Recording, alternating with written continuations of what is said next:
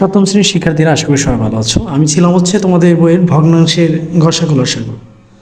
আজকে 3 নম্বর অঙ্কের সমাধান করবো। বলছে সমহর বিশিষ্ট ভগ্নাংশের রূপান্তরের পর লবগুলোর উপাদানগুলোর তুলনা করে তুমি কি 2 নং কাজের সাথে কোনো সম্পর্ক নির্ণয় করতে পারো?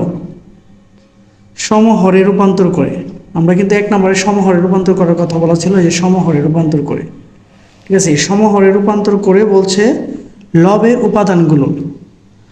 উপাদানগুলো তুলনা করে কি তুমি 2 নং কাজের সাথে কোনো সম্পর্ক নির্ণয় করতে পারো? তাহলে আমরা আগে দেখে নিতে হবে, 3 নম্বরটা আগে করে নিতে হবে, করে আগে দেখতে হবে, তারপর 2 নংয়ের সাথে মিল করে দেখতে হবে যে কি আসলে মিল আছে কিনা।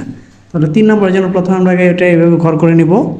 লিখবো প্রদত্ত ভগ্নাংশ, তারপর এটা লিখবো সমহরে প্রাপ্ত ভগ্নাংশ, তারপর লিখবো সমহরের লব ন্যূনতম গুণনীয়ক। এবার আমি ঘরটা করবো। আমরা কিন্তু এক নং অঙ্কের সমাধানটা আমরা এখানে এইভাবে করেছিলাম, আমার ভিডিওতে দেওয়া আছে। ঠিক আছে, যে প্রদত্ত ভগ্নাংশগুলো, ঠিক আছে, এক একটা ভগ্নাংশ এক একটা, যেমন ওই যে 5/1 অংশ, এটা সমহরে করলে হবে 10/3, 10/2। আর যদি আমরা 10/3 করি সমহরে, তাহলে তো এটা 80, 10/3 যেভাবে আছে ওই থাকবে। তো এই কথাগুলো আমরা এখানে এখন লিখবো। তো আমার গত ভিডিওতে এই অঙ্কগুলো এখানে করে দেওয়া আছে 1, 2। তো এখান থেকে এই ধারাবাহিকতা এখন 3 নম্বরটা করবো। তাহলে প্রথম অংশটা আমরা লিখবো। প্রথম অংশটা হচ্ছে 5/1, এটাকে আমরা সমহরে প্রাপ্ত করছিলাম 10/2।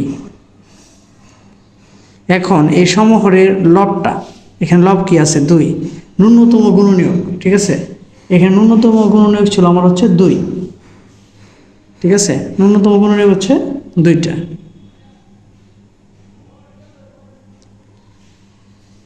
এবার 10/3, এটাকে যে আমরা সমহরে প্রাপ্ত করছিলাম, সমহরে প্রাপ্ত কিন্তু 10/3 রয়ে গেছে, এটা কিন্তু আর চেঞ্জ করতে হয়নি। তাহলে আমরা এখানে লিখবো 10/3। এখানে সমহরের প্রাপ্ত লবটা 3 এবং ন্যূনতম গুণনীয়ক এখানে 3। এবার আমরা যাব পরেরটা 6/1। তো 6/1-এ আমরা যে কাজটা করছিলাম, 6/1-রে আমরা বের করেছিলাম 24/4, আর 8/5টা বের করেছিলাম 24/15। তাহলে 6/4 যেটা লিখবো 24/4, আর 8/5 যেটা, এটা আমরা বের করেছিলাম 24/15। আচ্ছা, এবার আমরা খেয়াল করবো এখানে লব কত আছে? 4, আর এখানে লব আছে 15। ঠিক আছে, তো ন্যূনতম গুণনীয়ক, এখানে গুণনীয়ক 4টা, আর এখানে গুণনীয়ক কি 15। এবার যা বলছি আমরা তারপরের ভগ্নাংশটাতে, তারপরে ভগ্নাংশটা 7/2, 8/6। 7/2 আমরা প্রকাশ করছি 56/16, আর এটা 56/42। এটা 7/2। এটা আমরা বের করছিলাম 56/16। আরেকটা ছিল 8/6, এটাকে আমরা বের করে পাইছিলাম 56/42। তো আমরা এখানে লিখবো, এখানে কি পাইছি?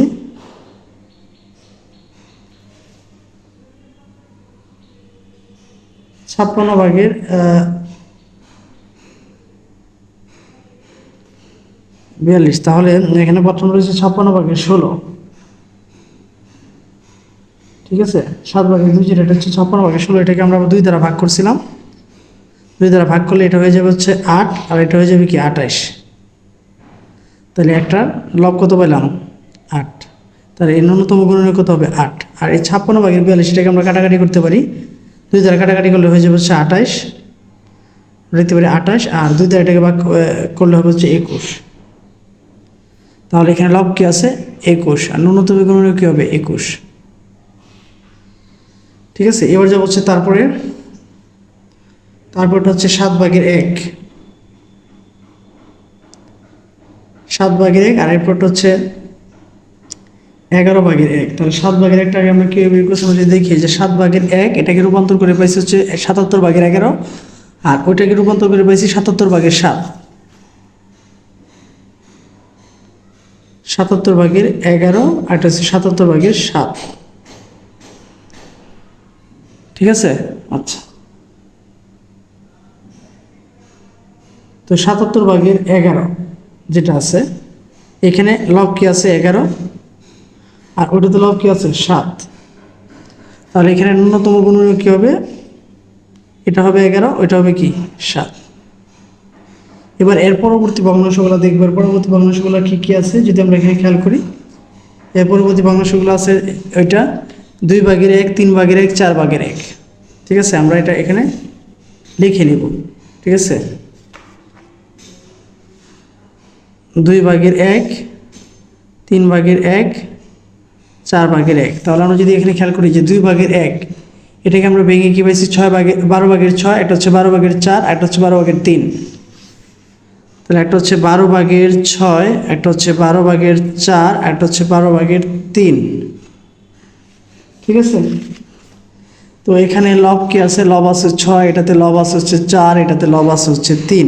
তার মানে ন্যূনতম গুণনীয়ক এটা হচ্ছে 6, এটা হচ্ছে 4, এটা হচ্ছে 3। তো এরপরে ভগ্নাংশটাতে যাবো। এরপর ভগ্নাংশ যদি আমরা খেয়াল করি, এরপরে ভগ্নাংশটা হচ্ছে 5/1, 10/3, 15/7। যথাক্রমে পাইছি 60/12, 60/18, 60/28। এটা হচ্ছে সমহরে প্রকাশ করি। তাহলে আমরা লিখবো হচ্ছে, প্রথমে লিখবো হচ্ছে 5/1, তারপরটা হচ্ছে 10/3, তারপরটা হচ্ছে 15/7। যথাক্রমে একটা পাইছি হচ্ছে 60/12, আর একটা পেলাম হচ্ছে 60/18 সমহরে প্রকাশ করে, আর একটাকে পেলাম হচ্ছে 60/28। ঠিক আছে, এবার আমরা ইচ্ছা করলে এটাকে একটু কাটাকাটি করতে পারি। কাটাকাটি করে ইচ্ছা করলে ছোটও করতে পারি। যেমন এটাকে যদি আমরা করি যে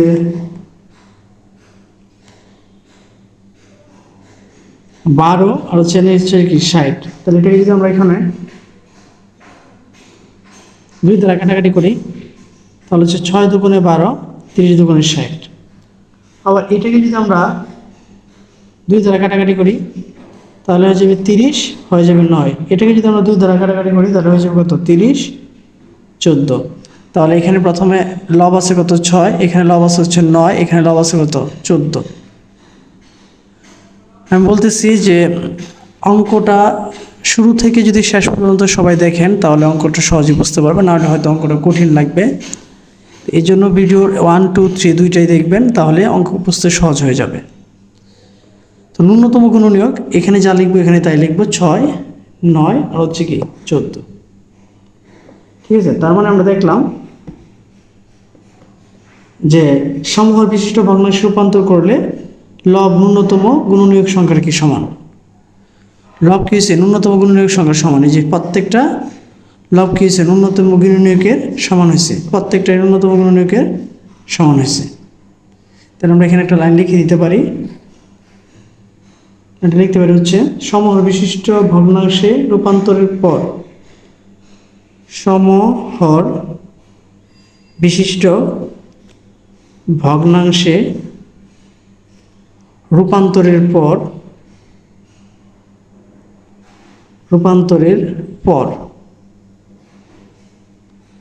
লব ন্যূনতম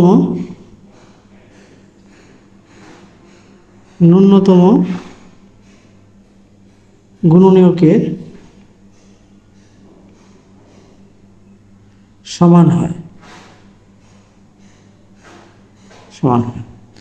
তো এই ছিল হচ্ছে তোমাদের বইয়ের অনুশীলনী 3 নম্বর অঙ্কের সমাধান। তো আশা করি ভিডিওটা তোমরা বুঝতে পেরেছো। যদি ভিডিওটি তোমাদের কাছে ভালো লেগে থাকে, তাহলে চ্যানেলটাকে অবশ্যই সাবস্ক্রাইব করবে এবং ভিডিওটি সবার মাঝে শেয়ার করবে। ধন্যবাদ সবাইকে।